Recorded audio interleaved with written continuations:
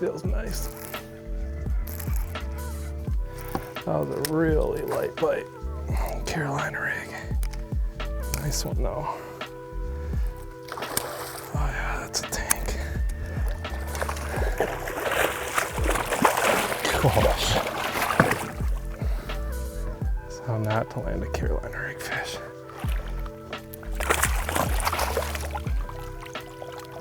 Oh, there we go. It's a beautiful Carolina rig fish. We're just on some offshore rock here in the Midwest, and anytime you got offshore rock on these lakes in the summer, late summer, it's a great place to catch big old bass. Probably 4 something. Get her back. Let's see, girl. The fish was sitting in like probably 17, 18 foot. Just throwing a Carolina rig, real easy presentation, been around for years, but it's amazing how effective it is. And you just make an extremely long cast, let that thing get down to the bottom, and then ease it back over the piece of structure that you're fishing. Right here, we've got a hump with some isolated boulders on top of it that I can see. I'm first identifying them with the 360, and then we can move the head of live around and kind of get right on those particular boulders. And right now there's a ton of bait down there, bluegill. It looks like there's little pods of minnows as well. Fishing a Carolina rig is, definitely a slower technique. You don't want to fish this thing too fast. And with live showing us all the activity in the area, it gives us the confidence to slow down and really work through here at a slower pace than we normally would. And another one. There's a pretty decent one on the Carolina rig.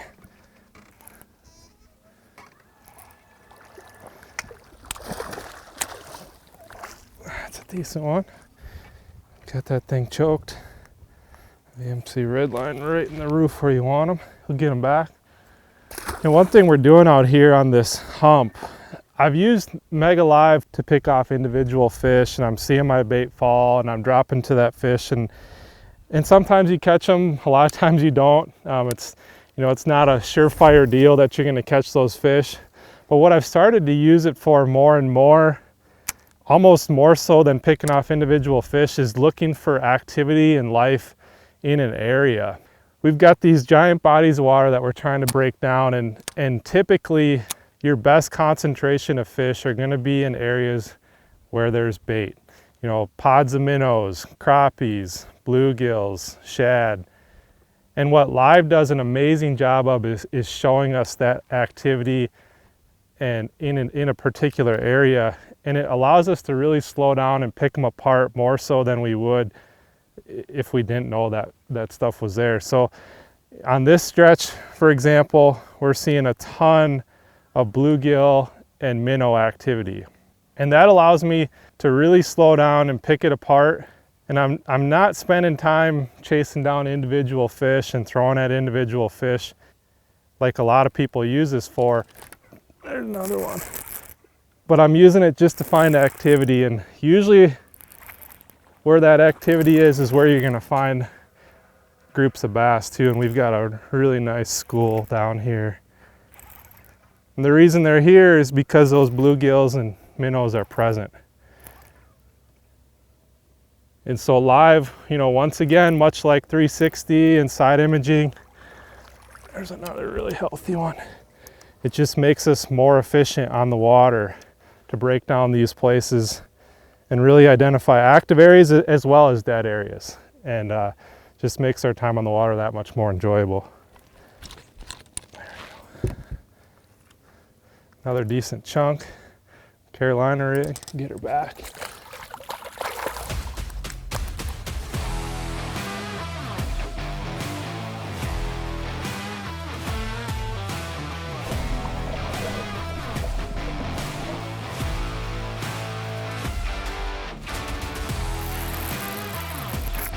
Gosh, that carpet pulled at first.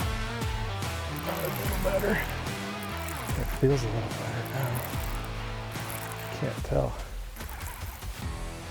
I don't think he's huge, but he's a nice one. A decent chunk. Healthy Carolina rig fish. Get him back. That one was right pretty close where the rest of those have been, right on the edge of the rock, transitioning into sand. And we're able to see that transition on 360 really well. There's a couple big boulders down there specifically that they seem to be sitting on. And the one nice thing with a Carolina rig is you can feel the bottom extremely well. So you're getting instant feedback of bottom composition when you're dragging that thing. And you know what you want to be doing is when you start getting into that rough stuff where you're having a little bit harder time moving that bait back, that rig back, your weight's getting hung in bigger rock or gravel is typically what that means. Unless you're around some grass edges, it might get hung in the grass. But when you start feeling that stuff, that's when you really want to crawl this thing, like down to an extremely slow pace. Because generally that's where those fish are sitting, is around those bigger boulders and gravel. You can see on the 360 here, this transition right here, this dark is more your muck. The lighter color is sand, and then you've got your boulders mixed in. And that's what we're targeting, is these isolated boulders on that sand. And when our bait gets hung on that boulder, you know, just stop it and count those rocks, you know, one at a time. Move that thing really slow. And generally that's where your bites are gonna come. Those fish are gonna get a chance to locate that bait. You know, the Carolina rig is not a reaction bite. It's a bluegill there. It's definitely more of a cleanup bait, or a bait that you pick up and drag, you know, maybe in an area where you know there's a school and you can't get bit on a crankbait or hair jig or swim bait.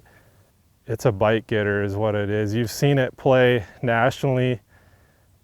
You've seen it play regionally, locally, and it's been like that for years. And it's just because the thing gets bit. It's just such a natural presentation down there. That weight gets you to the bottom, but with your tag end, your bait's just fluttering real naturally behind it, as if there's, you know, a dying bait fish fluttering down there, or a crayfish easing its way around the bottom.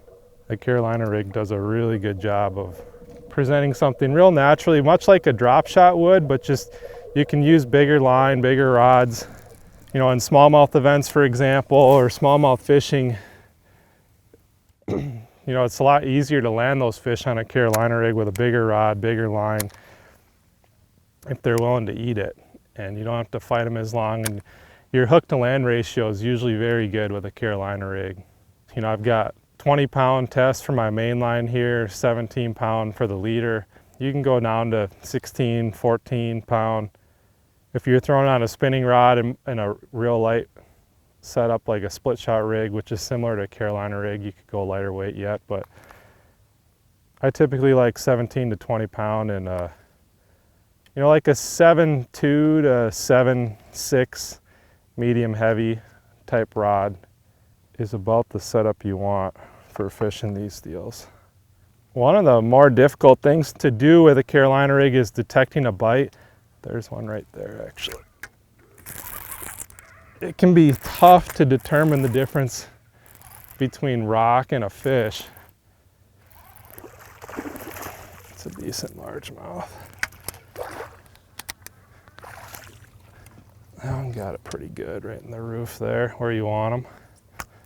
Pop her out and get her back. So the thing about it is you're dragging that thing so slow. And it's not like a reaction bite where they're grabbing your bait and turning the other way, and you can obviously feel those fish right away in most instances. A lot of times they're just coming up behind it and they're just slurping it, and they're not pounding this bait. So you really got to pay attention, watch your rod tip, watch your line. Basically you're gonna, as you're pulling back, your rod tip's just gonna barely start loading up, and you might feel a little tick pulling the other way. That's going to be definitely your telltale sign, but sometimes they'll come at you and start swimming towards you, and you'll just be feeling slack for a little bit instead of rock. And so what I typically do It's kind of like when I grew up walleye fishing, my dad would always say, you know, when you get the bite, give them a second or two, let them eat it. And that's kind of the same thing with fishing a Carolina rig. You know, you might feel that bite, count to 2-3 seconds before you set the hook, and typically that's going to give them enough time to eat the bait and get it down. But you'll get a feel for it. You know, like right now we're in rock. I'm stuck on a rock there and it's not moving. All of a sudden, sometimes you might feel like you're on a rock and then you're going to get a couple taps, and those times are typically your bites. So you really got to be in tune. It's not like fishing a crankbait or chatterbait or spinnerbait where you can almost be looking around while you're winding that thing, because when you do get a bite, you're going to know it. With a Carolina rig, you've really got to pay attention a lot more. And when you do get that bite, give it a 2 or 3 count. That's going to give them some time to get the bait. And then it's just a real, you know, easy sweeping hook set. You're not slack lining these things. You pretty much just reel down towards that fish and then just a nice easy sweep back. And that's all you need. It's usually going to drive that hook home on that first sweep. You know, there's times where I'll fish certain presentations where you might need to set that hook 2 or 3 times. With a Carolina rig, it's usually not the case. That first sweep usually gets them. The type of hook I typically use is a worm style hook. We've got a 4/0 VMC redline hook on. It's a real sharp, hard point, a little bit thicker gauge, more of your heavy duty style gauge versus your light wire hooks. You know, you got to make sure you're matching the gauge of the hook you're using to the size line. We've got 17 to 20 pound fluorocarbon, so we're using a little bit thicker gauge hook, so you're not getting flex in that hook when you set them. And a nice sweeping hook set, and that's usually all you need to get a good hook in them and land those fish. So along with that 7.2 to 7.6 medium heavy rod, I'm pairing it with a faster gear ratio reel. This is a 7-to-1. You know, you could go 8-to-1. What I wouldn't do is go down to like a 5 or a 6-to-1. Those 7-to-1s, 8-to-1s, they're gonna pick up line a lot faster when you do sweep and hook into that fish. It's gonna allow you to get good contact on that fish when you do set the hook and then keep up with that line. Sometimes they have a tendency to run right at you after you set the hook. And that 7-to-1, 8-to-1 is gonna pick up the line quick enough so that they don't put any slack between your rod tip and that hook. And it's gonna allow you to land these fish on a Carolina rig a lot better that way.